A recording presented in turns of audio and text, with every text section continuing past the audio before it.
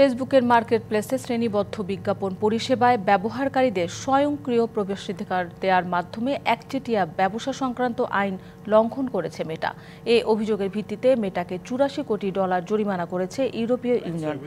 Your করা জরিমানা বিপক্ষে আপিল করার কথা জানিয়েছে মেটা। কোম্পানিটি নিজেদের প্রভাবশালী অবস্থানের অপব্যবহার করেছে বলে অভিযোগ উঠেছে। ইউরোপীয় কমিশনের দেয়া তথ্য অনুযায়ী ফেসবুক ও ইনস্টাগ্রামে যারা বিজ্ঞাপন দেয় তাদের জন্য শ্রেণীবদ্ধ বিজ্ঞাপন পরিষেবার ক্ষেত্রে মেটা অন্যায্য শর্ত বেঁধে দিয়েছে।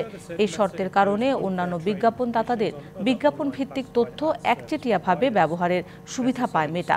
মেটার এ ধরনের আচরণ বন্ধ করা দরকার বলে জানান ইউরোপীয় ইউনিয়নের প্রতিযোগিতা বিভাগের প্রধান মার্গ্রেথ ভেস্টাগার। তবে মেটার দাবি তারা এই উদ্দেশ্যে বিজ্ঞাপনদাতাদের তথ্য ব্যবহার না করে না। আর এমনটি যাতে না হয় তা নিশ্চিত করার জন্য তারা একটি ব্যবস্থা ও নিয়ন্ত্রণ প্রক্রিয়া তৈরি করেছে।